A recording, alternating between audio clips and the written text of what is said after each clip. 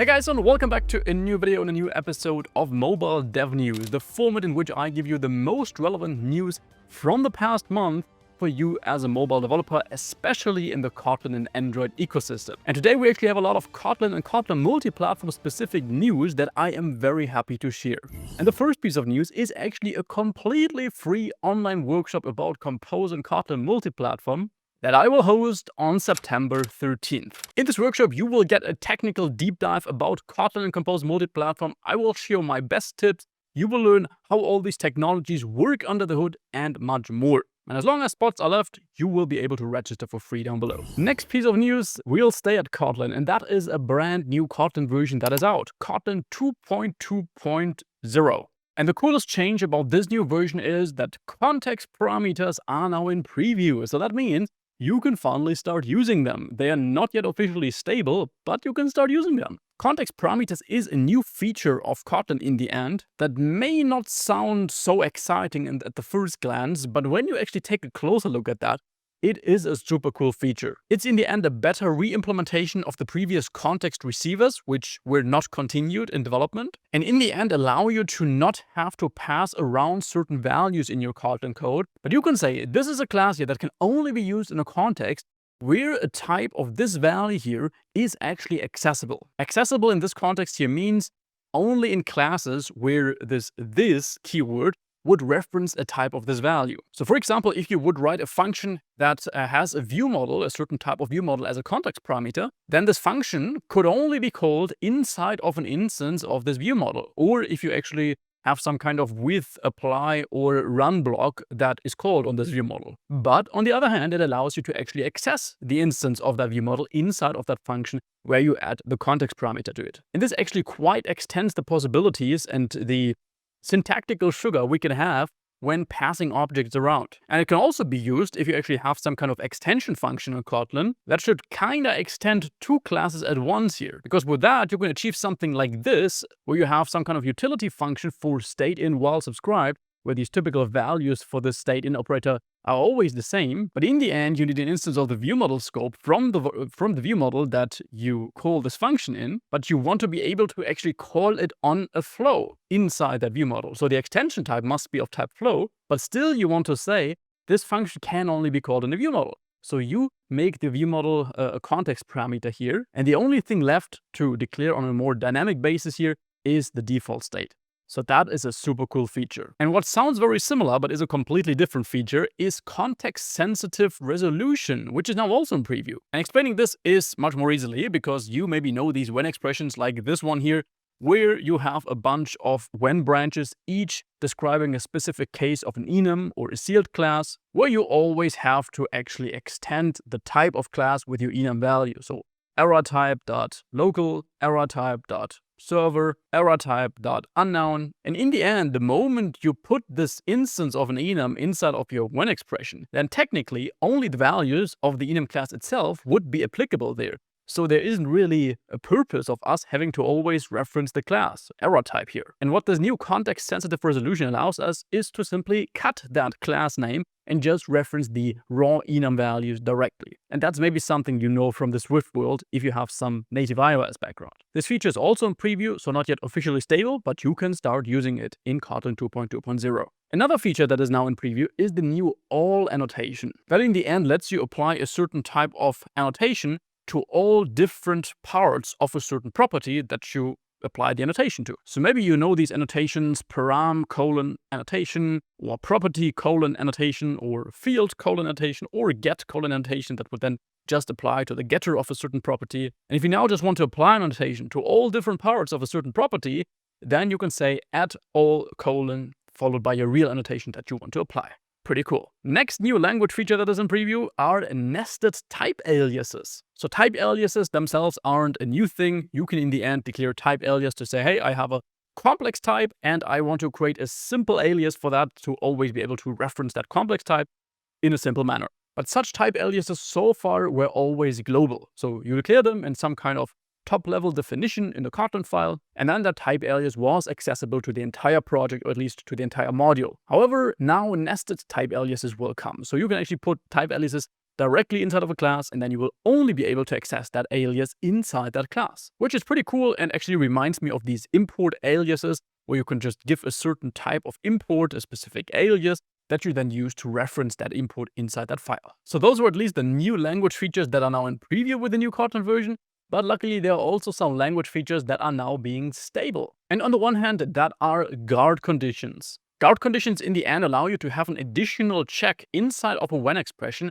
after you've already checked for a certain type, which then gives you this typical smart casting from Kotlin that you can directly call a certain condition on that previously checked type. Another thing that is now stable in this new Kotlin version are non-local breaks and continue statements, which sounds very complex, but it's pretty simple after all. It in the end means that if you are technically in the context of a for loop, where you could break out of that loop, where you could continue to the next iteration, then these break and continue keywords can now also be used in inline Lambda functions used inside that for loop, because previously that was not possible. And the last language feature that is now stable with this new Kotlin version is called multi-dollar string interpolation. And while that's probably something you won't use on a daily basis, it's still a pretty cool feature because it allows you to, in the end, prepend certain strings in Kotlin with a certain number of dollar signs that should trigger interpolation. And interpolation sounds complex, but in the end just means embedding the value of a variable inside of your string. So what you typically know as just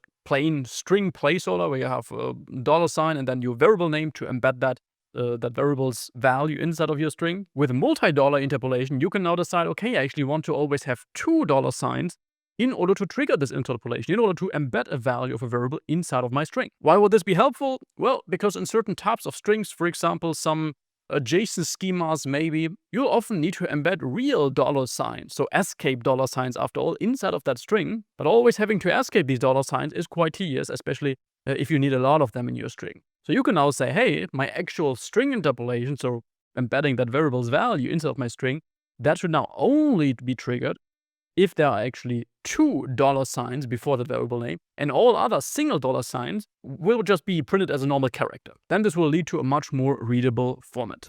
Awesome, so much about the new Kotlin version. But I would like to stay at Kotlin, and especially Kotlin and Compose Multiplatform here for a moment, and share a bit about JetBrains' plans with Kotlin Multiplatform in the next months. And from their plan, there are two clear priorities from them. On the one hand, to improve our developer experience with Kotlin Multiplatform. So that means they want to contribute to a faster build speed, especially on the Kotlin native side. And they want to heavily improve the Kotlin to Swift export feature, so that your Kotlin modules, your Kotlin code, can be exported as Swift modules, so as native iOS libraries that you could technically then also use in a normal native iOS project that doesn't have anything to do with Kotlin Multiplatform. And another priority is just to focus on having more use cases for web targets, so for Kotlin WebAssembly. And that's, by the way, also something where Compose Multiplatform for web will move in beta later this year. Some more cool news include that they just want to make more Jetpack libraries that we already know and love from the native Android side available to Compose and Kotlin Multiplatform. For example, Navigation 3, which is also very new on the Android side, but that will come for Kotlin Multiplatform as well. For example, Paging 3, so a library to support pagination, also from 2 data sources. Then they've shared that they are working on a more native feel for text input on iOS, so that you just have this typical iOS-like text input features when it comes to copy pasting, when it comes to this little zoom icon that you can actually zoom into your text when dragging over it, so that the Compose Multiplatform text view component on the iOS side is not much distinguishable from a real native component. And another cool news that I think is very worth sharing here is that the generated Kotlin code from Apple Objective-C code will be generated with documentation. So that is the plan. If you've worked with KMP before, then you know this. If you are in your iOS main source set and you are working on some kind of native iOS code, then there are actually Kotlin equivalents of those Objective-C classes from Swift that you can call in Kotlin directly. But right now, all these Objective-C equivalents in Kotlin don't have any type of documentation that you can see in Android Studio. But that is something they are working on. Moving away from the Kotlin multi-platform side a little bit and jumping into our IDE, Android Studio, because Android Studio has a new release that is stable, and that is the Narwhal feature drop patch 1.2. And in general, this narwhal feature drop is now stable and is new in August. And that actually comes just with one very cool change that is at least worth sharing here, and that is that the Gemini agent mode is now stable, or at least available in the stable Android Studio release. So Google now comes with its own AI agent next to all those other agents like Claude Code, like Gemini, like Firebender. So this really seems to be a race between all of these AI agents. Which one will become the best? And I'm actually very curious about your opinion here, and if you've tried some of these AI agents before. I've personally tried Claude Code, I've tried Gemini. My favorite is Gemini, but I haven't yet tried Gemini. So if that's also something you would like me to try and maybe share in a video, then let me know that below. But in the end, this Gemini coding agent here just offers you these typical agent-like features that it can code for you, that you can directly ask questions to AI inside of your IDE. Something that is very cool is that in your Jetpack Compose preview, you can actually right-click and open this agent mode to then directly ask certain things about that part of the UI you right-clicked on,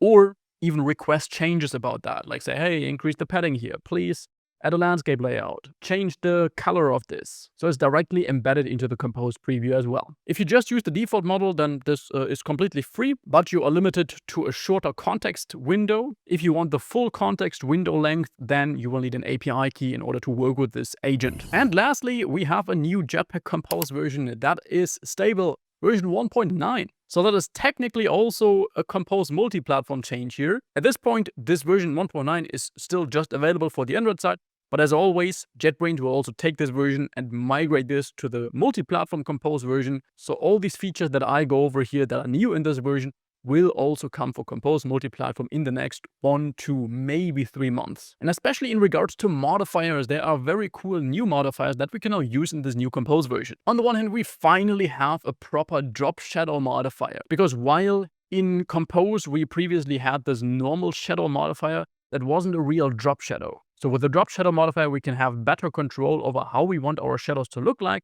And there's also an additional inner shadow, so having a shadow inside of a certain component. Just make sure that you apply these shadow modifiers before you actually apply the background modifier that applies the color of your composable, because you want to draw the shadow layer before drawing the background layer. And Compose modifier order just matters. Then there's a new onVisibility changed modifier that lets you call certain code when the visibility of a composable has changed for a specific amount of time. And similarly to that, there is an onFirstVisible modifier that lets you just trigger certain code the moment a composable becomes visible for the first time. So it will just trigger once when that composable becomes visible. And this, I believe, could be very useful, for example, for certain types of analytics logs about your users. When they've maybe scrolled to a certain threshold, then you say, hey, now user scrolled past 20 items. Make an analytics log about exactly that, for example. Then what's new in this new Compose release is that we have a new lazy column prefetch options. So as you maybe know, in a lazy column, there's only a limited number of items that is visible at a time, that is being rendered and created at a given time.